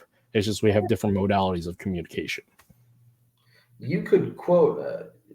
Let's say, let's your PTK guy. You could say something to someone that doesn't make any sense in the PTK organization as a PTK. Sort of PTK guy, but yeah. No, I'm just saying if you are. Example, like let's say you say something that sounds ludicrous, but then you say the exact same words that GT said, and it's the exact same thing you just said. Oh, well, now it's valid because GT said it. You know, and that's okay. If people don't want to listen, they don't have to listen. I don't care. You know, I'm not saying everything like my dad says or like how Remy said it, but I try to adhere to those who've taught me. Yeah. And that's all we can do. We are products of our upbringing. Yeah. The old statement I heard was men are born and then they're formed. I don't believe in the natural thing of like, oh, they're born evil. No, I don't think people are outlying cases. There might be, but people are born and then they're formed by their upbringing. And by their choices. They have to take accountability. If they want free will, they have to take accountability. If they want to maintain sovereignty, they have to. Responsibility is a very big thing. Yeah. So, because you can come from, you can be, but what are you becoming? That's the thing. And that is the whole point that, a big part of the theme of this episode is what is the future of modern Arnis, let alone the future of FMA, but within the lane of the future of modern Arnis, because you and your generation are literally the future of modern Arnis just by time. You're in your 30s or just about to hit your 30s. So time is on your side to say, hey, you can carry the bill, carry the banner, carry the torch for the next 20, 30, 40 years, etc. Or however long you're willing to carry it. Because at some point, just like the old man passed, as will his students at some point. Point in case, Dr. Kelly Warden, when he retires, he's passing on NSI to Jeff Johnsgard as the director of training, international director of training for NSI. But he's also, because this has been publicly stated and elsewhere, is that he's passing his Datu-ship on to Guro and to Belts and Lubis. At some point, you got to pass it on. At some point, you got to hang it up, and the next generation's got to pick it up from there. Well, and I think that's, I don't want to say that story because I don't know I don't know all the details for it, so I don't want to misquote anything. But I'll put it in the sense of my father told me, we're both big wrestling fans, and The Undertaker said this towards the end of his career when he was in a podcast. My dad starts saying it now. He goes, I got more matches behind me than I do in front of me. Yeah. And he said, Chris, but in your case, you still have a lot more matches. Yeah. And it's just, you're right. Just on time, I do. And here's how I look at my future in modern days. Because I can't speak for the entirety of the future of modern days because I'm not going to try to control it or do anything like that. You know what? I don't care if people see this. I'm proud of it. But with your pond, your future. I've gotten really close to GM Bobby over the past couple of years, and I've gotten his books now, and I have the volume 2. Fair. GM Bobby's Jim. And he signed it for me. And he said, Chris, thank you for your support. Please continue promoting the art of my friend Remy Presas, also Valentawak. I am going to keep doing what I'm doing, where I am training as much as possible and promoting all the arts that I see, not just because of the art, but because of the people that are in them. There are so many great people in this world of FMA. So many people that I am proud to call friend. You and I, we have no real way of interacting with each other in a physical realm. But the internet's a beautiful place. It's a beautiful place because you are, 8,000 miles away from me, probably? Yeah, something like that. Something like that. At least 3,000. And yet, I've been on your show 3 times. We've had numerous phone calls and conversations. We text each other whenever we're bored. We're friends. Yeah. We've never even met in person. Yeah. But that's why I'm doing this stuff. That's why I'm traveling and training, because of the people that I get to meet. Yes, I love the training and the propagation of the arts, but the real beauty of FMA, in my opinion, is not in the training. It's in the tribe. It's in the tribe, the camaraderie, the bread breaking. Yes. Why when I went to an FMA seminar and we broke for lunch and the guy said, "Oh, we're going to skip lunch and go back to training," I said, "You guys can. You're not real Filipinos. How dare you skip food? You heretic." Heretic. What's wrong with you people? All the gods of the Philippines are rolling in their grave right now because you said, "No, we're going to skip food." You monsters! It was atrocious, but I digress. I do this because I love the people, and I love the camaraderie, the bread breaking. Like people that have commented on this video, I think pretty much every single one. I know most of them on a personal level. Not every one of them. I'd like to because you're all cool people, I bet. Yeah. But like some of them I've known for years. Young, Jackie, Rob, June. I've known them for years. And if I missed any names, I'm sorry. But like I've known some of these guys since I was a child. Yeah. It's not just because I like hanging out with them. You know, I love FMA, I love training, and I love hanging out with these people. But the hanging out's where the fun happens, the joy happens, the love of this stuff really occurs. And as for the future of Modern Arnis, I think that we're doing a lot of good things. I say we because I am a part of it, as I'm told by many of them. You know, Grandmaster Brian Zielinski is hosting the biggest Modern Arnis camp in the country every 2 years with biggest names in Modern Arnis. No question. There's no alternative for that. Datu Dieter is hosting some of the biggest camps over in Germany and Europe. You know, the May Festival is a beautiful thing over in the Philippines. It's happening in 2026. I'm going to be there for that one because I really want to go to the Philippines. And World Camp, Bobby's World Camp in Balintawak. All these, I'm talking about Modern Arnis, but there are so many great events happening in the Modern Arnis world.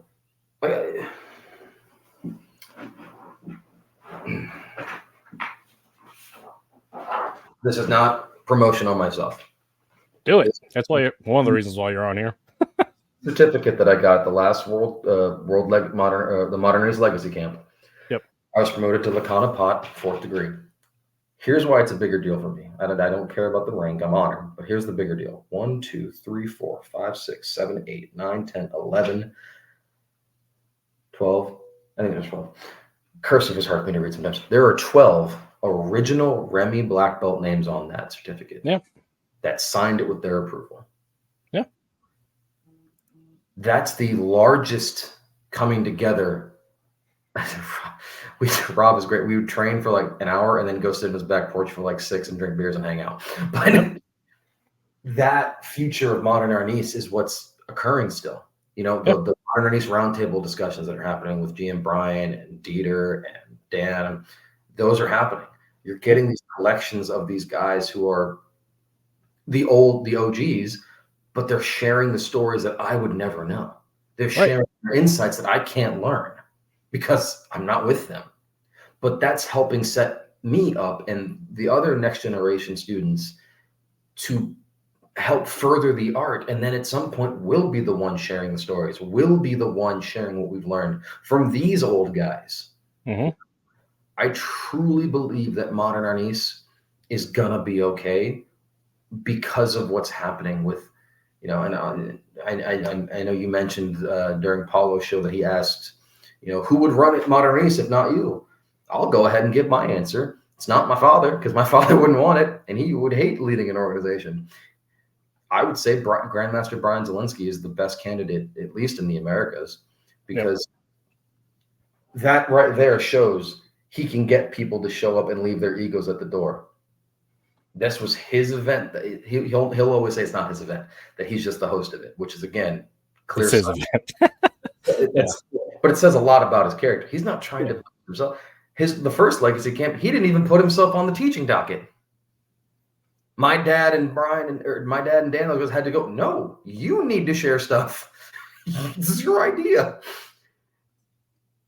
He has done something so incredible as creating a legacy camp where, let's see, the last one had all of those names and a couple guests.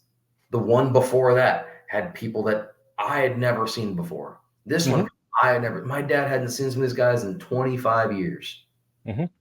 That's the Modern Arnis that I think that Professor really wanted, was the unity aspect of everyone coming together, leaving their ego at the door. Everyone was the same. Mm-hmm. At least amongst those 13 people. Everyone else, like me, we were all like, no, you guys are the guys. But among those 13, 12, whatever people, there was no bickering. There was no arguing. There was no infighting. And some of these guys, I was talking to Super Dan, because my dad had made this point to me. He goes, Chris, you change and mature with age. Yeah. What beefs might have happened all those years ago, are they really that important anymore? Are you going to hold on to that anger? Are you going to hold on to that emotion? Because that's you. That's you giving into that negative emotion. That's you giving power over it, because we give power and authority to what we will.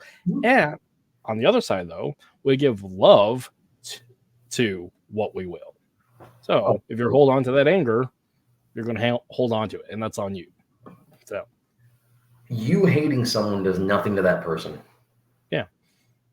If anything, it's torturing your own self.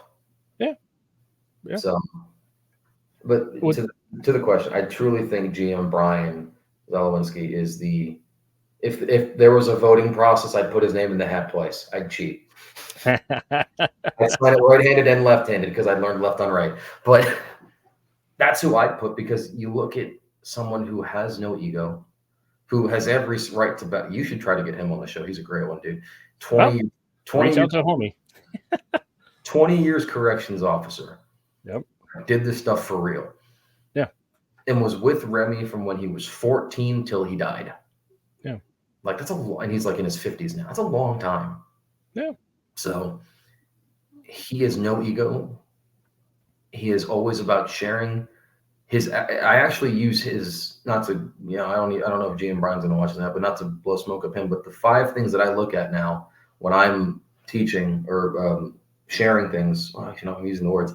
There are 5 components that he looks at when it came to his promotions of people, and I wrote them down just because I really like them. Let's see. Brian's 5. Yeah.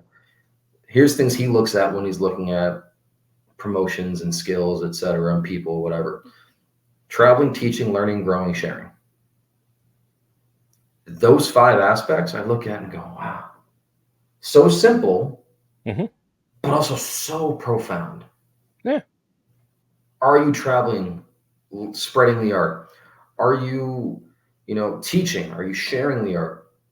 Or I guess, are you teaching? Are you giving your interpretation of the art? Are you learning? Are you learning more of the art? Are you growing? Are you getting better in the art? And are you sharing it? Are you giving it freely and willingly to spread it amongst the people? Some of these words are similar, but I think that they all have different distinct meanings for the purposes that they have. But the intention, again, not stagnation, it's growth, it's movement forward. And again, this is the philosophy that I have for death, about death, okay? Because we are consistently living underneath the legacy of the Grandmaster's past. So in the case of GM Remy, okay? So long as we speak the names and tell the stories and the deeds of the dead, they gain immortality, okay? And there's pros and cons to that. There's pros and cons to that. But the fact is, Modern Arnis continues to live and will continue to live so long as there's students willing to tell the stories and teach the curriculum and speak of the kindness and love, and also talk about the faults, because we can't just prop a person up as a demagogue. But the fact is, tell the stories, tell the truth, and teach the stuff. So that's how an art does not die. That's how it does not get assimilated and lost to obscurity. That's how. I'm sorry, I cut you off. Oh no, it's fine. And like I said, that's how we eliminate from fading to obscurity, and that's how we allow it to grow. Because if we just hold on to it and keep it secret, it's not going anywhere. And just the same, the art and the progenitor die and disappear literally because they have no longer been valued by those whom they touched. So I think what the future of Modern Arnis is solidified so long as there's people willing to teach it and to tell the stories. Thus, part of that legacy is talking about stuff here on podcasts. And that's the beautiful thing about where we are in the world today when it comes to technology. And as I'm listening to more of this, and I think about it, I don't think that they would never call themselves a governing council, but I know that GM Brian does a lot of things with input from other people, like Yeah. counsel and just friendly advice. Like he texts my dad things, my dad texts him things. There's a camaraderie, there's a brotherhood, which I think is the closest thing that I think you're going to get, at least in the modern Arnis side of things, of a governing body, at least for now. You know, what could there be one in the future? Sure, there could be. Anything's possible. I look at the future of modern Arnis, and I look at how I cannot speak highly of the legacy camp, highly enough about the legacy camp. Sitting on that second Saturday night, and it's a Q&A session of all the guys and gals just sitting there, the OGs, the masters, the guys who were there for Professor, and then the crowd of 100 some odd people just listening to them share. I took a step back from everybody. I got to the furthest spot I could to get a picture of everyone. I stopped. Like I got a little emotional. I go, this is what it's all about. It's profound, is what it is. The future of modern Arnis. Yeah. Not the skills, not the techniques, not the tappy, not the 6 count, not the trapping and locking. No, the future of modern Arnis is this community. Yep. And it's not going anywhere. That's awesome. That is beautiful. And I think that's a great place for us to end because we're 2 hours into this. We'll talk about Dune next. Yeah, absolutely. I have some thoughts. Well, yeah, Chris, I appreciate you, my friend. At some point, we're going to have to fist bump, throw rubber chickens at each other, just do something. It's going to happen.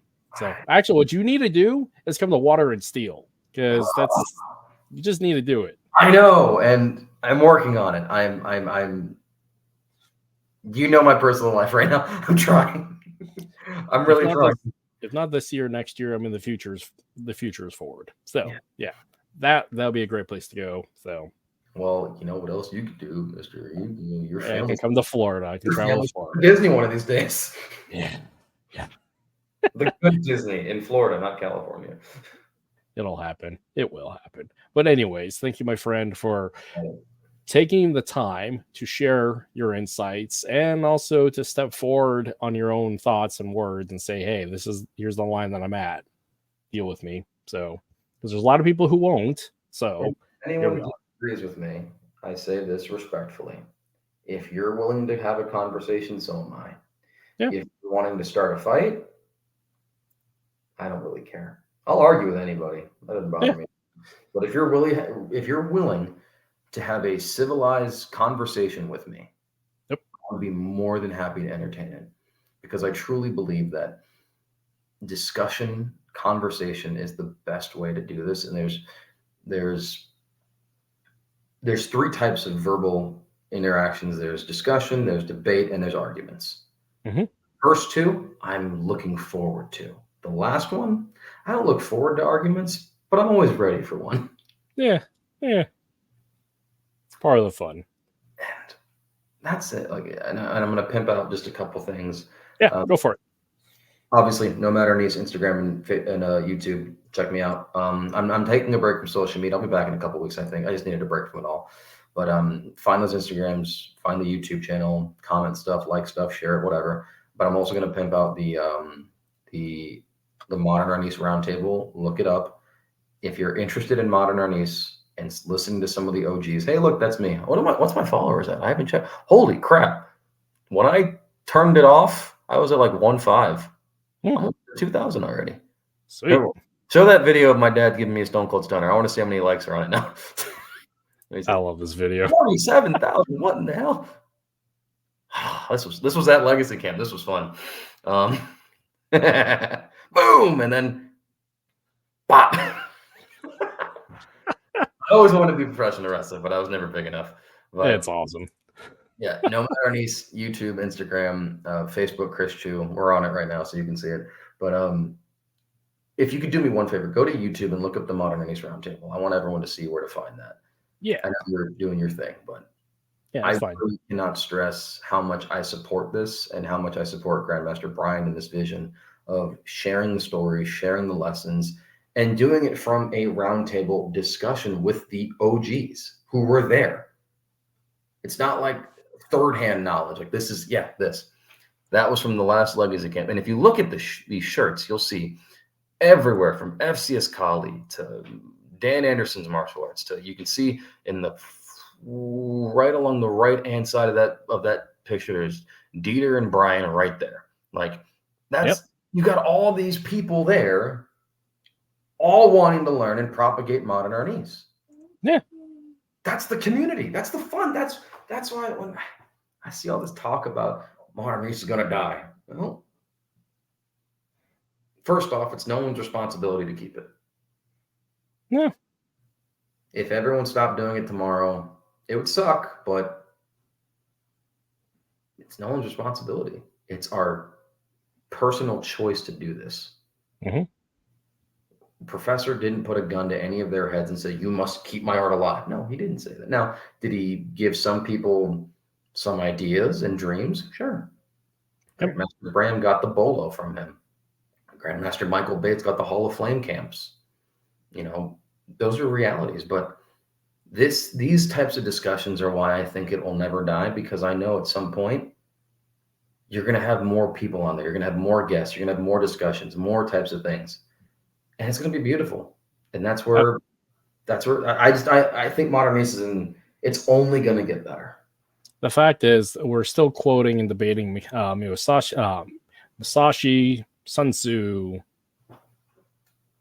text from Levant. I mean, it's still relevant. So, yeah. And modern Arnis is still relevant because people find it relevant. We give power and authority to what we will, and we love what we love. So, and people clearly love modern Arnis. Therefore, they're still going to do it, and they're still going to talk about it. So, yeah. And we're still going to argue about it, but that's part of the fun. Anyways. Brother, it's been fun. You know I'm always down to talk, whether it's on here or over the phone. I'm good with anything. You know that. You ever need a guest who just wants to shoot the breeze, hit me up. I mean, you fit the category of FMA nerd, period. What gave it away? All the books and toys and memorabilia, and the fact that I have sticks and barongs in every corner of this room and then my other rooms. And yeah, so I mean, it works. So we always happy to have you on here. Always happy to have the opportunity to shoot the shit with you and talk shit. So yeah, it's great. Saying not everyone has a water buffalo karambit just at the ready at all times? I mean, I got a rubber chicken over here somewhere. So. But anyways, I appreciate you, man. I'm going to drop you down. I know it's running late for you. So, yeah, just hang out in the lobby if you want. And I'm going to do an outro. For later, everybody. Later. All right, people. That was great. That's 2 hours. We covered a lot of stuff, as we often do. Some of you might agree with, some of you may not. It's up to you. But anyways, if you have something to say, want to come on, reach out to me. If you have somebody who might want to have something to say, reach out to me. I'm happy to have a conversation with them, because this is all for the betterment of the community. Because if we don't talk about this stuff, it gets lost and absorbed elsewhere. So I'm happy to share those who are willing to share. So yeah. Anyways, let's do let's do some, I'm going to do some housekeeping. So for one, GM Bobby has West Coast Camp come up here in August. I will be down there. I am bringing rubber chickens and everything. I'm actually might be going for testing. I'm not really sure, but still, go sign up for that. Go hang out there. That's a great place. So, and also Dr. Kelly Warden, Water and Steel. Definitely go do that. I'll also be there. Guro and I will be there. It is a great time. My brain is still decompressing from it. So go check that out. Go do it. Anyways, outro. I'm going to hit the button.